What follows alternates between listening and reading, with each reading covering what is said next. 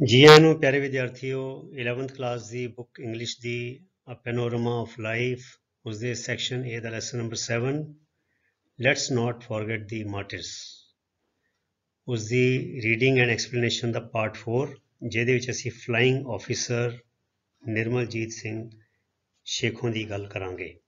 ਸੋ ਤੁਸੀਂ ਸਾਰੇ ਐਕਸਪਲੇਨੇਸ਼ਨ ਨੂੰ ਟ੍ਰਾਂਸਲੇਸ਼ਨ ਨੂੰ ਰੀਡਿੰਗ ਨੂੰ ਬੜੇ ਧਿਆਨ ਦੇ ਨਾਲ ਸੁਣੋ। ਜਿਹੜੇ ਕੁਝ ਨਵੇਂ ਸ਼ਬਦ ਆਣਗੇ ਇਹਦੇ ਵਿੱਚ ਉਹਦੇ ਅਰਥ ਦੱਸੇ ਜਾਣਗੇ, ਉਹ ਸਾਰਿਆਂ ਨੂੰ ਤੁਸੀਂ ਆਪਣੀ ਨੋਟਬੁੱਕ ਵਿੱਚ ਨੋਟ ਕਰ ਲੈਣਾ ਹੈ ਤੇ ਯਾਦ ਕਰ ਲੈਣਾ ਹੈ। ਸੋ ਆਓ ਸ਼ੁਰੂ ਕਰੀਏ। ਫਲਾइंग ਆਫੀਸਰ ਨਿਰਮਲਜੀਤ ਸਿੰਘ ਸੇਖੋਂ PVC ਪਰਮਵੀਰ ਚੱਕਰ ਅਰਥਾਤ ਪਰਮਵੀਰ ਚੱਕਰ ਦਾ ਉਹ ਪ੍ਰਾਪਤਕਰਤਾ ਸੀਗਾ ਫਲਾइंग ਆਫੀਸਰ ਨਿਰਮਲਜੀਤ ਸਿੰਘ ਸੇਖੋਂ ਤੇ 17 ਜੁਲਾਈ 1943 ਦਾ ਜਨਮ ਤੇ 14 ਦਸੰਬਰ 1971 ਵਿੱਚ ਉਹਨਾਂ ਦੀ ਡੈਥ ਹੁੰਦੀ ਹੈ। ਸੋ 17 ਜੁਲਾਈ ਤੋਂ ਲੈ ਕੇ 1943 ਤੋਂ ਲੈ ਕੇ 14 ਦਸੰਬਰ 1971 was an officer of the Indian air force, ਉਹ ਇੰਡੀਅਨ ਏਅਰ ਫੋਰਸ ਦਾ ਇੱਕ ਅਫਸਰ ਸੀ। ਹੀ ਵਾਜ਼ ਪੋਸਥੂਮਸਲੀ ਅਵਾਰਡਡ, ਪੋਸਥੂਮਸਲੀ ਦਾ ਮਤਲਬ ਹੁੰਦਾ ਹੈ ਮੌਤ ਤੋਂ ਬਾਅਦ, ਅਵਾਰਡਡ ਇਨਾਮ ਦਿੱਤਾ ਗਿਆ, ਅਰਥਾਤ ਉਹਨਾਂ ਦੇ ਮਰਨ ਤੋਂ ਬਾਅਦ ਉਹਨਾਂ ਨੂੰ ਇਨਾਮ ਦਿੱਤਾ ਗਿਆ। ਕਿਹੜਾ? ਦੀ ਪਰਮਵੀਰ ਚੱਕਰ। ਮਰਨ ਤੋਂ ਬਾਅਦ ਫਿਰ ਪਰਿਵਾਰ ਦਾ ਕੋਈ ਮੈਂਬਰ ਜਿਹੜਾ ਹੁੰਦਾ ਹੈ ਜਾਂ ਨੇੜਲਾ ਸੰਬੰਧੀ ਹੁੰਦਾ ਹੈ ਉਹ ਉਸ ਅਵਾਰਡ ਨੂੰ ਪ੍ਰਾਪਤ ਕਰਦਾ ਹੈ। ਤੇ ਪਰਮਵੀਰ ਚੱਕਰ ਕੀ ਹੈਗਾ? India's highest military decoration. Decoration ਦਾ ਇੱਕ ਮਤਲਬ ਹੁੰਦਾ ਸਜਾਵਟ ਤੇ ਦੂਜਾ ਮਤਲਬ ਹੁੰਦਾ ਇਨਾਮ, ਅਰਥਾਤ ਇੰਡੀਆ ਦਾ ਸਭ ਤੋਂ ਸ਼ਿਖਰਲਾ ਸਭ ਤੋਂ ਉੱਚਾ ਮਿਲਟਰੀ ਦਾ ਅਵਾਰਡ ਪਰਮਵੀਰ ਚੱਕਰ ਮਰਨ ਤੋਂ ਬਾਅਦ ਉਹਨਾਂ ਨੂੰ ਦਿੱਤਾ ਗਿਆ। ਇਨ ਰੈਕੋਗਨੀਸ਼ਨ, ਹੁਣ ਇਹ ਮੁਹਾਵਰਾ ਹੈ ਇੱਕ ਕਿਸਮ ਦਾ, in recognition of. In recognition of ਦਾ ਮਤਲਬ ਹੁੰਦਾ ਇਨ ਐਪਰੀਸੀਏਸ਼ਨ ਆਫ, ਅਰਥਾਤ ਉਹਦੀ ਕਦਰ ਕਰਕੇ, ਉਹਦੇ ਇਸ ਕੰਮ ਕਰਕੇ। ਕਿਹੜੇ ਕੰਮ ਕਰਕੇ? ਉਸ ਕੰਮ ਨੂੰ ਐਪਰੀਸ਼ੀਏਟ ਕਰਕੇ। Of is loan defence, defence ਮੈਨੇ ਰਾਖੀ, ਲੋਨ ਮੈਨੇ ਇਕੱਲੇ, ਉਹਦੇ ਇਕੱਲੇ ਵੱਲੋਂ ਜੋ ਰਾਖੀ ਕੀਤੀ ਗਈ। ਕਿਹਦੀ? Of Srinagar air base, Srinagar ਦਾ ਜੋ ਏਅਰ ਬੇਸ ਸੀਗਾ ਜਿੱਥੇ ਹਵਾਈ ਜਹਾਜ਼ ਖੜੇ ਹੁੰਦੇ ਨੇ, ਉੱਡਦੇ ਨੇ, ਚੜ੍ਹਦੇ ਨੇ, ਇੱਕ ਕਿਸਮ ਦਾ ਏਅਰ ਬੇਸ ਸੀਗਾ ਏਅਰ ਫੋਰਸ ਦਾ ਸ਼੍ਰੀਨਗਰ ਦਾ। ਉਹਦਾ ਇੱਕ ਇਕੱਲੇ ਬੰਦੇ ਨੇ ਉਹਨੂੰ ਬਚਾਇਆ। ਉਹਨੇ ਆਪਣੇ ਫਲਾइंग ਆਫੀਸਰ ਨਿਰਮਲਜੀਤ ਸਿੰਘ ਸ਼ੇਖੋਂ ਨੇ ਇਕੱਲੇ ਨੇ ਉਹਦੀ ਰਾਖੀ ਕੀਤੀ ਤੇ ਉਹਦੇ ਇਸ ਕੰਮ ਦੀ ਕਦਰ ਕਰਦੇ ਹੋਏ, ਇਨ ਰੈਕੋਗਨੀਸ਼ਨ ਆਫ, ਇਸ ਕੰਮ ਦੀ ਕਦਰ ਕਰਦੇ ਹੋਏ ਉਹਨੂੰ ਇਹ ਇੰਡੀਆ ਦਾ ਸਭ ਤੋਂ ਉੱਚਾ ਮਿਲਟਰੀ ਦਾ ਇਨਾਮ ਮਿਲਿਆ। ਤੇ ਡਿਫੈਂਸ ਜਿਹੜੀ ਰਾਖੀ ਸੀ ਕਿਹਦੇ ਖਿਲਾਫ ਕੀਤੀ? ਮਤਲਬ ਕਿਹਦੇ ਤੋਂ ਕੀਤੀ? ਅਗੇਂਸਟ ਆ ਪਾਕਿਸਤਾਨੀ ਏਅਰ ਰੇਡ, ਅਗੇਂਸਟ ਆ ਪਾਕਿਸਤਾਨੀ ਏਅਰ ਰੇਡ ਅਰਥਾਤ ਪਾਕਿਸਤਾਨੀ ਹਵਾਈ ਹਮਲੇ ਤੋਂ। ਠੀਕ ਹੈ। ਡਿਊਰਿੰਗ ਦੀ ਇੰਡੋ ਪਾਕ ਵਾਰ ਆਫ 1971, 1971 ਦੇ ਇੰਡੋ ਪਾਕ ਵਾਰ, ਇੰਡੀਆ ਪਾਕਿਸਤਾਨ ਦੀ ਜੰਗ ਦੇ ਦੌਰਾਨ। ਠੀਕ ਹੈ। ਫਿਰ ਕਹਿੰਦੇ ਡਿਊਰਿੰਗ ਦੀ ਇੰਡੋ ਪਾਕ ਵਾਰ ਆਫ 1971, ਅਰਥਾਤ 1971 ਦੇ ਇੰਡੀਆ ਪਾਕਿਸਤਾਨ ਜੰਗ ਦੇ ਦੌਰਾਨ ਹੀ ਵਾਜ਼ ਅਜ਼ਾਈਨਡ, ਹੀ ਵਾਜ਼ ਅਜ਼ਾਈਨਡ ਦਾ ਮਤਲਬ ਹੈ ਉਹਨੂੰ ਡਿਊਟੀ ਸੌਂਪੀ ਗਈ, ਉਹਨੂੰ ਉਸ ਪਾਸੇ ਲਾਇਆ ਗਿਆ। ਕਿੱਥੇ ਲਾਇਆ ਗਿਆ? To the number 18 ਸਕੁਆਡਰਨ। ਸਕੁਆਡਰਨ ਬੱਚੇ ਹੁੰਦਾ ਏਅਰ ਫੋਰਸ ਦਾ ਇੱਕ ਜਿੱਦਾਂ ਯੂਨਿਟ ਹੁੰਦੀ ਹੈ ਸਕੁਆਡਰਨ ਹੁੰਦਾ, 18 ਨੰਬਰ ਸਕੁਆਡਰਨ ਦੇ ਵਿੱਚ ਉਹਦੀ ਡਿਊਟੀ ਲੱਗੀ ਸੀ। ਹੀ ਵਾਜ਼ ਅਜ਼ਾਈਨਡ ਤੇ ਉਹ ਸਕੁਆਡਰਨ ਦਾ ਨਾਮ ਕੀ ਸੀਗਾ? ਦੀ ਫਲਾइंग ਬੁਲੇਟਸ, ਉੱਡਦੀਆਂ ਗੋਲੀਆਂ। ਠੀਕ ਹੈ, ਇਹਦਾ ਆਖਰੀ ਅਰਥ ਹੈਗਾ ਇਹ ਉਸ ਸਕੁਆਡਰਨ ਦਾ ਨਾਮ ਸੀਗਾ।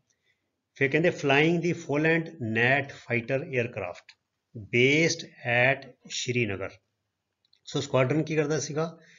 ਉਹ ਇਹ ਵਾਲਾ ਫੋਲੈਂਡ ਕੀ ਹੈ ਬੱਚੋ? ਦੇਖੋ ਐਫ ਜਿਹੜਾ ਹੈ ਕੈਪੀਟਲ ਹੈ, ਇਹ ਫੋਲੈਂਡ ਅੰਗਰੇਜ਼ ਇੱਕ ਬੰਦੇ ਦਾ ਨਾਂ ਹੈ ਜਿਹੜੀ ਏਅਰਕ੍ਰਾਫਟ ਦੀ ਕੰਪਨੀ ਸੀਗੀ। ਤੇ GNAT ਇਹ ਹੁਣ ਦੇਖੋ ਜੀ ਕੈਪੀਟਲ ਹੈਗਾ, ਇਹਦਾ ਮਤਲਬ ਕਿ ਇਹ ਫਾਈਟਰ ਏਅਰਕ੍ਰਾਫਟ ਦਾ ਨਾਂ ਹੈਗਾ। ਵੈਸੇ ਜੇ ਮੈਂ ਜੀ ਛੋਟਾ ਕਰ ਦੇਵਾਂ ਤੇ ਉਹ ਇੱਕ ਅੰਗਰੇਜ਼ੀ ਦਾ ਸ਼ਬਦ ਵੀ ਹੈਗਾ ਤੇ ਇਹਨੂੰ ਬੋਲਣਾ ਨੈਟ, ਗਨੈਟ ਨਹੀਂ ਬੋਲਣਾ। ਜੀ ਜਿਹੜਾ ਹੈ ਉਹ ਸਾਇਲੈਂਟ ਹੈਗਾ, ਸੋ ਨੈਟ ਬੋਲਣਾ। ਨੈਟ ਹੁੰਦਾ ਬੱਚਿਓ ਇੱਕ ਮੱਛਰ ਜਾਂ ਮੱਖੀ ਜਾਂ ਭੱਬੂ, ਭੱਬੂ ਤਾਂ ਨਹੀਂ ਮਤਲਬ ਕਿ ਦੋ ਖੰਭਾਂ ਵਾਲਾ ਪਤੰਗਾ। ਠੀਕ ਹੈ, ਪਤੰਗਾ ਜਿਹੜਾ ਹੁੰਦਾ ਹੈ ਦੋ ਖੰਭਾਂ ਵਾਲੀ ਕਿਸਮ ਦੀ ਵੱਡੀ ਮੱਖੀ ਹੁੰਦੀ ਹੈ, ਉਹਨੂੰ ਕਿਹਾ ਜਾਂਦਾ ਨੈਟ।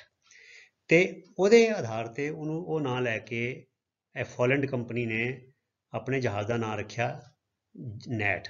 ਸੋ ਇਸ ਕਰਕੇ ਜੀ ਵੱਡਾ ਹੈਗਾ ਕਿਉਂਕਿ ਇਹ ਫਾਈਟਰ ਪਲੇਨ ਦਾ, ਫਾਈਟਰ ਏਅਰਕ੍ਰਾਫਟ ਦਾ ਨਾਮ ਹੈਗਾ। ਤੇ ਫੋਲੈਂਡ ਉਹ ਕੰਪਨੀ ਹੈਗੀ ਹੈ। So flying the Folland gnat fighter aircraft based at Srinagar. ਅਰਥਾਤ ਜੋ 18 ਸਕੁਆਡਰਨ ਜਿਹੜਾ ਸੀਗਾ ਜਿਹਦਾ ਨਾਂ ਸੀ ਦੀ ਫਲਾਈਂਗ ਬੁਲੇਟਸ, ਤੇ ਉਹ ਇਹ ਵਾਲਾ ਫਲਾਈਂਗ ਕਿਹੜਾ 에ਅਰਕ੍ਰਾਫਟ ਉਡਾਉਂਦਾ ਸੀਗਾ? Gnat fighter, Folland gnat fighter aircraft based at Srinagar. Srinagar ਤੇ ਉਹਦਾ ਬੇਸ ਸੀਗਾ ਤੇ ਉੱਥੇ ਇਹ ਵਾਲਾ ਜਿਹੜਾ ਸਕੁਆਡਰਨ ਸੀਗਾ ਇਹ ਵਾਲੇ ਉਹਨਾਂ ਕੋਲ ਫਾਈਟਰ 에ਅਰਕ੍ਰਾਫਟ ਸੀਗੇ ਫੋਲੈਂਡ ਨੈਟ ਵਾਲੇ, ਠੀਕ ਹੈ। ਔਨ 14 ਦਸੰਬਰ 1971 ਅਰਥਾਤ 14 ਦਸੰਬਰ 1971 ਨੂੰ ਸ਼੍ਰੀਨਗਰ 에ਅਰਫੀਲਡ ਵਾਜ਼ ਅਟੈਕਡ। ਸ਼੍ਰੀਨਗਰ ਦਾ ਜੋ 에ਅਰਫੀਲਡ ਸੀਗਾ, 에ਅਰਪੋਰਟ ਸੀਗਾ, 에ਅਰਫੀਲਡ ਉਹ ਜਗ੍ਹਾ ਹੁੰਦੀ ਜਿੱਥੋਂ ਦੀ ਹਵਾਈ ਜਹਾਜ਼ ਉੱਡਦੇ ਨੇ ਤੇ ਹਵਾਈ ਜਹਾਜ਼ ਲੈਂਡ ਕਰਦੇ ਨੇ। ਸੋ ਸ਼੍ਰੀਨਗਰ 에ਅਰਫੀਲਡ ਵਾਜ਼ ਅਟੈਕਡ, ਉੱਤੇ ਹਮਲਾ ਕਰ ਦਿੱਤਾ ਗਿਆ। ਕਿਹਦੇ ਦੁਆਰਾ? By 6 Pakistan air force F-86 jets. ਅਰਥਾਤ ਪਾਕਿਸਤਾਨੀ ਜੋ 에ਅਰਫੋਰਸ ਹੈ ਉਹਦੇ F-86 ਜੈਟ। ਹੁਣ ਜਿੱਦਾਂ ਨੈਟ ਫੋਲੈਂਡ ਨੈਟ ਇੱਕ ਨਾਂ ਹੈਗਾ ਫਾਈਟਰ 에ਅਰਕ੍ਰਾਫਟ ਦਾ, ਇਹਦਾ ਜੈਟ ਦਾ ਨਾਂ ਹੈ F-86। ਸੋ F-86 ਵਾਲੇ ਜਿਹੜੇ ਜੈਟ ਸੀਗੇ ਪਾਕਿਸਤਾਨੀ 에ਅਰਫੋਰਸ ਦੇ, ਉਹਨਾਂ ਦੁਆਰਾ 6 ਜੈਟ ਦੁਆਰਾ ਅਟੈਕ ਕੀਤਾ ਗਿਆ। Flying officer Sekhon was on readiness duty. ਅਰਥਾਤ ਔਨ ਰੈਡੀਨੈਸ ਡਿਊਟੀ ਮਤਲਬ ਕਿ ਤਿਆਰ ਬਰ ਡਿਊਟੀ ਤੇ ਸੀਗਾ, ਤਿਆਰ ਸੀ ਇੱਕੋਦਮ flying officer Sekhon, Nirmaljit Singh Sekhon. At that time, ਉਸ ਵੇਲੇ ਬਿਲਕੁਲ ਉਹ ਤਿਆਰ ਸੀ ਡਿਊਟੀ ਲਈ।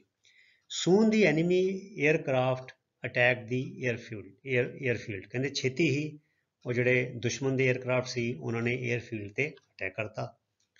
ਸਟਰਾਫਿੰਗ ਗਰਾਊਂਡ ਟਾਰਗੇਟਸ। ਹੁਣ ਸਟਰਾਫਿੰਗ ਕੀ ਹੁੰਦਾ ਬੱਚਿਓ? ਮੂਲ ਸ਼ਬਦ ਹੈਗਾ ਸਟਰਾਫ, ING ਹੋ ਗਿਆ, ਇਹਦਾ ਕੰਟੀਨਿਊਸ ਫਾਰਮ ਹੋ ਗਈ। ਸਟਰਾਫ ਹੁੰਦਾ ਹੈ ਹਵਾਈ ਜਹਾਜ਼ ਨੂੰ ਗਰਾਊਂਡ ਤੋਂ ਥੋੜ੍ਹਾ ਜਿਹਾ ਉੱਚਾ ਉਡਾ ਕੇ, ਮਤਲਬ ਕਿ ਜਿੰਨਾ ਕਿ ਇੱਕ ਤੇ ਆਕਾਸ਼ ਵਿੱਚ ਉੱਡਦੇ ਨੇ ਜਹਾਜ਼, ਇੱਕ ਜਹਾਜ਼ ਨੂੰ ਨੀਵਾਂ ਕਰਕੇ ਉਡਾਉਣਾ ਤੇ ਜਹਾਜ਼ ਦੇ ਵਿੱਚੋਂ ਦੀ ਬੰਦੂਕ ਆਪਣਾ ਮਸ਼ੀਨ ਗਨ ਰਾਹੀਂ ਜਾਂ ਤੋਪ ਰਾਹੀਂ ਗੋਲਾਬਾਰੀ ਕਰਨੀ। ਸੋ ਸਟਰਾਫਿੰਗ ਦਾ ਮਤਲਬ ਹੈਗਾ ਹਵਾਈ ਜਹਾਜ਼ ਨੂੰ ਨੀਵਾਂ ਉਡਾ ਕੇ ਗੋਲਾਬਾਰੀ ਕਰਨੀ। ਸੋ ਜਿਹੜੇ ਦੁਸ਼ਮਣ ਦੇ ਜਿਹੜੇ 에ਅਰਕ੍ਰਾਫਟ ਸੀਗੇ ਉਹਨਾਂ ਨੇ 에ਅਰਫੀਲਡ ਤੇ ਅਟੈਕ ਕਰਤਾ ਤੇ ਸਟਰਾਫਿੰਗ ਗਰਾਊਂਡ ਟਾਰਗੇਟ ਅਰਥਾਤ ਜ਼ਮੀਨ ਦੇ ਉੱਤੇ ਜਿਹੜੇ ਟਾਰਗੇਟ ਸੀ ਉਹਨਾਂ ਉੱਤੇ ਸਟਰਾਫਿੰਗ ਮੈਨੇ ਗੋਲਾਬਾਰੀ ਕਰਨੀ ਹਵਾਈ ਜਹਾਜ਼ ਤੋਂ ਆਪਣੇ ਸ਼ੁਰੂ ਕਰ ਦਿੱਤੀ। ਕਹਿੰਦੇ ਅੰਡਰ ਹੈਵੀ ਫਾਇਰ, ਤੇ ਇਸ ਭਾਰੀ ਗੋਲਾਬਾਰੀ ਦੇ ਵਿੱਚ ਹੀ was able to take off. Take off ਹੁੰਦਾ ਹੈ ਜਹਾਜ਼ ਨੂੰ ਉੱਪਰ ਉਡਾਉਣਾ ਧਰਤੀ ਤੋਂ। ਹੀ ਕੌਣ ਹੈਗਾ? ਸ਼ੇਖੋਂ, ਫਲਾਈਂਗ ਆਫਿਸਰ ਸ਼ੇਖੋਂ ਜਿਹੜਾ ਸੀਗਾ। He was able to take off in his gnat and engage the sabres. ਹੁਣ ਬੱਚਿਓ ਦੇਖੋ ਇਹ ਨੈਟ ਮਤਲਬ ਕਿ ਹੁਣ ਅਸੀਂ ਗੱਲ ਕੀਤੀ ਜਿਹੜਾ ਸਕੁਆਡਰਨ ਸੀ ਉਹਨਾਂ ਦਾ, ਉਹਨਾਂ ਕੋਲ ਕਿਹੜੇ ਜਹਾਜ਼ ਸੀ? ਫੋਲੈਂਡ ਨੈਟ। ਸੋ ਉਹ ਜਿਹੜਾ ਨਿਰਮਲਜੀਤ ਸਿੰਘ ਸ਼ੇਖੋਂ ਸੀ ਉਹ ਟੇਕ ਆਫ ਕਰ ਗਿਆ ਆਪਣੇ ਇੱਕ ਨੈਟ ਜਹਾਜ਼ ਵਿੱਚ, ਫਾਈਟਰ 에ਅਰਕ੍ਰਾਫਟ ਵਿੱਚ ਨੈਟ ਜਿਹੜਾ ਸੀ। ਤੇ ਇਨਗੇਜ ਮੈਨੇ ਉਹਨਾਂ ਦੇ ਨਾਲ ਜੂਝ ਪਿਆ। ਇਨਗੇਜ ਮੈਨੇ ਉਹਨਾਂ ਨਾਲ ਮਤਲਬ ਕਿ ਉਹਨਾਂ ਨਾਲ ਭਿੜ ਪਿਆ। ਦੀ ਸੇਬਰਸ। ਹੁਣ ਸੇਬਰ ਕੀ ਵਰਡ ਹੈ? ਦੇਖੋ ਇੱਥੇ ਵੀ ਐਸ ਕੈਪੀਟਲ ਹੈਗਾ। ਇਹ ਜਿਹੜੇ ਪਾਕਿਸਤਾਨੀ ਜੈਟ ਨੇ ਉਹਨਾਂ ਦਾ ਨਾਂ ਹੈ ਸੇਬਰ। ਜਿੱਦਾਂ ਇੰਡੀਅਨ ਵਾਲਿਆਂ ਕੋਲ ਜਿਹੜਾ ਜਹਾਜ਼ ਸੀ ਉਹਦਾ ਨਾਂ ਨੈਟ ਸੀਗਾ ਤੇ ਪਾਕਿਸਤਾਨੀ ਜਿਹੜੇ ਜੈਟ ਸੀਗੇ ਉਹਦਾ ਨਾਂ ਸੇਬਰ। ਹੁਣ ਸੇਬਰ ਜੇ ਐਸ ਛੋਟਾ ਹੋਵੇ ਤੇ ਫਿਰ ਇਹ ਵੀ ਇੱਕ ਅੰਗਰੇਜ਼ੀ ਦਾ ਸ਼ਬਦ ਹੈ। ਉਹਦਾ ਨਾਮ ਹੁੰਦਾ ਬੱਚੋ ਦਾਤੀ ਨਹੀਂ ਹੁੰਦੀ, ਜੇ ਦਾਤੀ ਅਸੀਂ ਜਾਣਦੇ ਹਾਂ ਸਿੱਕਲ, ਦਾਤੀ ਵਰਗੀ ਜਿਹੜੀ ਇੱਕ ਬੜੀ ਤਗੜੀ ਸਟਰੋਂਗ ਫੌਲਾਦੀ ਕਿਰਪਾਨ ਜਿਹੜੀ ਹੁੰਦੀ ਹੈ, ਤਲਵਾਰ ਹੁੰਦੀ ਹੈ ਜਿਹਦਾ ਕਰਵਡ ਹੁੰਦੀ ਹੈ ਥੋੜ੍ਹੀ ਗੋਲਾਕਾਰ 'ਚ, ਉਹਨੂੰ ਅਸੀਂ ਸੇਬਰ ਕਹਿੰਦੇ ਹਾਂ। ਤੇ ਪਾਕਿਸਤਾਨੀ ਜਹਾਜ਼ਾਂ ਦਾ ਨਾਂ ਵੀ ਸੇਬਰ ਸੀ। ਜਿੱਦਾਂ ਸਾਡੇ ਜਹਾਜ਼ਾਂ ਦਾ ਨਾਂ ਨੈਟ ਰੱਖਿਆ ਹੋਇਆ ਉਹਦਾ ਸੀ ਸੇਬਰ, ਠੀਕ ਹੈ, ਸੇਬਰ। ਸੋ ਸੇਬਰਸ ਜਿਹੜੇ ਸੀਗੇ ਉਹਨਾਂ ਦੇ ਨਾਲ ਉਹ ਫਸ ਪਿਆ। ਕੌਣ? ਨਿਰਮਲਜੀਤ ਸਿੰਘ ਸ਼ੇਖੋਂ ਆਪਣੇ ਨੈਟ ਜਹਾਜ਼ ਦੇ ਵਿੱਚ। ਤੇ ਉਹਨਾਂ ਦੇ ਕਿੰਨੇ ਜਹਾਜ਼ ਸੀ? 6 ਸੀਗੇ ਪਾਕਿਸਤਾਨੀਆਂ ਦੇ, 6 ਜੈਟ।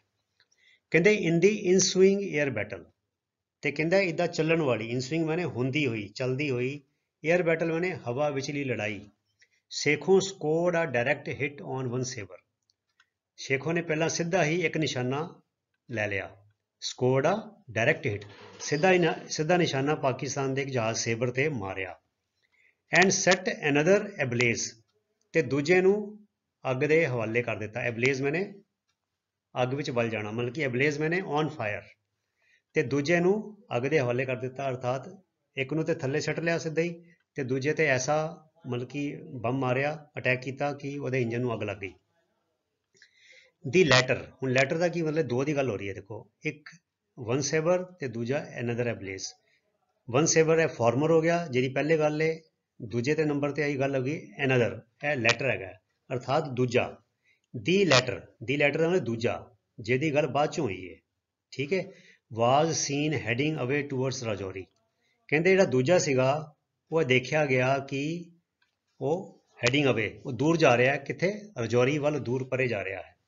ट्रेलिंग स्मोक, ट्रेलिंग मैंने पिछे छड्डदे होए, स्मोक धुआं, पिछे धुआं छड्डदे होए वो रजौरी वाले पासे, रजौरी जगह का नाम है कश्मीर विच, ते उस पासे हैडिंग अवे मीनस उस दिशा में चला गया। दी फोर रिमेनिंग, हुण दो 6 सीगे पाकिस्तानी जट, 6 सीगे, एक सीधा डायरैक्ट हिट किया उड़ाता, दूजे नूं अग लग गई ते 4 बच गए। दी फोर रिमेनिंग सेवर्स, 4 बचे हुए जिहड़े सेवर सीगे, प्रैस्ड दी अटैक, उन्होंने अटैक कंटिन्यू किया, उन्होंने अटैक नूं हमले नूं होर पक्का किया, होर अगे तक्या। And after a lengthy dog fight, हुण डॉग फाइट का देखो बच्चा मतलब की है, अर्थात ਇਹਦਾ ਹੁਣ ਅਖਰੀ ਅਰਥ ਇਹ ਹੈਗਾ ਡੌਗ ਫਾਈਟ, ਜਦੋਂ ਕੁੱਤੇ ਭਿੜਦੇ ਹੋਣ ਬੜੇ ਹਿੰਸਕ ਰੂਪ ਵਿੱਚ, ਅਸੀਂ ਉਹਨੂੰ ਵੀ ਡੌਗ ਫਾਈਟ ਕਹਿ ਦਿੰਦੇ ਹਾਂ। ਤੇ ਜਦੋਂ ਹਵਾ ਦੇ ਵਿੱਚ ਹਵਾਈ ਜਹਾਜ਼ਾਂ ਦੀ ਇੱਦਾਂ ਲੜਾਈ ਹੁੰਦੀ ਹੈ ਤੇ ਉਹਨੂੰ ਵੀ ਡੌਗ ਫਾਈਟ ਕਹਿ ਦਿੰਦੇ ਹਾਂ।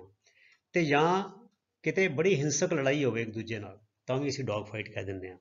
So after a lengthy dog fight at tree top level, tree top level ਮਤਲਬ ਕਿ ਜਿੰਨੇ ਰੁੱਖ ਹੈਗੇ ਨੇ, ਜਿੰਨੇ ਕੁ ਉੱਚੇ ਰੁੱਖ ਹੁੰਦੇ ਨੇ, ਇੰਨਾ ਕੁ ਉੱਤੇ ਹੀ, ਮਤਲਬ ਬਹੁਤ ਉੱਚੀ ਨਹੀਂ, ਆਕਾਸ਼ ਵਿੱਚ ਨਹੀਂ, ਜਿੰਨੇ ਕਿ ਰੁੱਖ ਉੱਚੇ ਨੇ, ਰੁੱਖ ਦੇ ਟੌਪ ਦੀ ਪੱਧਰ ਤੇ ਜਿਹੜਾ ਉਹਨਾਂ ਲੈਵਲ ਦੇ ਉੱਤੇ ਡੌਗ ਫਾਈਟ, ਲੈਂਥੀ ਲੰਬੀ ਲੜਾਈ। ਉਹ 4 ਸੀਗੇ, 2 ਤੇ ਉਡਾਤੇ ਸ਼ੇਖੋਂ ਨੇ, ਤੇ ਇਕੱਲਾ ਆਪ ਨਿਰਮਲਜੀਤ ਸੇਖੋਂ ਆਪਣੇ ਨੈਟ ਜਹਾਜ਼ ਵਿੱਚ। ਸੇਖੋਜ਼ ਏਅਰਕ੍ਰਾਫਟ ਵਾਜ਼ ਹਿੱਟ, ਇੱਕ ਲੰਬੀ ਆਕਾਸ਼ ਦੇ ਵਿੱਚ ਹੁੰਦੀ ਲੜਾਈ, ਡੌਗ ਫਾਈਟ ਜਿਹੜੀ ਏਅਰਕ੍ਰਾਫਟਾਂ ਦੇ ਵਿੱਚ ਲੜਾਈ ਸੀਗੀ, ਜਿਹੜੀ ਕਿ ਸਿਰਫ ਰੁੱਖਾਂ ਦੇ ਜਿਹੜਾ ਸ਼ਿਖਰ ਹੈ ਉਨੀ ਉਚਾਈ ਤੇ ਹੋ ਰਹੀ ਸੀਗੀ। ਸ਼ੇਖੋਜ਼ ਏਅਰਕ੍ਰਾਫਟ ਵਾਜ਼ ਹਿੱਟ, ਸ਼ੇਖੋਂ ਦਾ ਜਿਹੜਾ फाइटर एयरक्राफ्ट सी ਉਹਨੂੰ ਗੋਲਾ ਲੱਗਾ। ਐਂਡ ਹੀ ਵਾਜ਼ ਕਿਲਡ, ਅਤੇ ਉੱਥੇ ਮਾਰਿਆ ਗਿਆ। The remaining Pakistani aircraft return to Pakistan, ਤੇ ਜਿਹੜੇ ਬਾਕੀ ਬਚੇ ਹੋਏ ਪਾਕਿਸਤਾਨੀ ਏਅਰਕ੍ਰਾਫਟ ਸੀ ਉਹ ਪਾਕਿਸਤਾਨ ਵੱਲ ਮੁੜ ਗਏ, ਵਿਦਾਊਟ ਪ੍ਰੈਸਿੰਗ ਦੀ ਅਟੈਕ, ਬਿਨਾਂ ਹਮਲੇ ਨੂੰ ਅੱਗੇ ਤੋਰਦੇ ਹੋਏ, ਅਰਥਾਤ ਉਹਨਾਂ ਨੇ ਉੱਥੋਂ ਦੀ ਹਮਲਾ ਕਰਨਾ ਬੰਦ ਕਰ ਦਿੱਤਾ ਤੇ ਬਾਕੀ ਦੇ ਏਅਰਕ੍ਰਾਫਟ ਸੀਗੇ ਜਿਹੜੇ ਉਹ ਪਾਕਿਸਤਾਨ ਵੱਲ ਮੁੜ ਗਏ।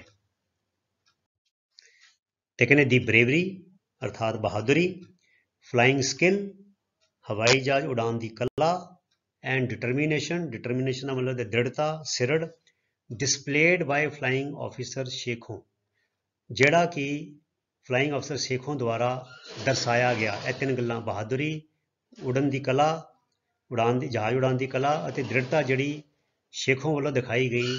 ਉਹਨੇ ਅਰਨਡ ਹਿਮ ਇੰਡੀਆਜ਼ ਹਾਈਐਸਟ ਵਾਰ ਟਾਈਮ ਮੈਡਲ, ਉਹਨੇ ਇੰਡੀਆ ਦਾ, ਭਾਰਤ ਦਾ ਸਭ ਤੋਂ ਉੱਚਾ ਜੰਗ ਦੇ ਵੇਲੇ ਦਾ ਮੈਡਲ ਜਿਹੜਾ ਹੈ ਬਹਾਦਰੀ ਦਾ, ਫॉर ਸੂਰਮਗਤੀ, ਉਹਦੇ ਲਈ ਉਹਨੂੰ ਇਹ ਕਮਾ ਕੇ ਦਿੱਤਾ, ਇਹ ਗੁਣਾਂ ਨੇ।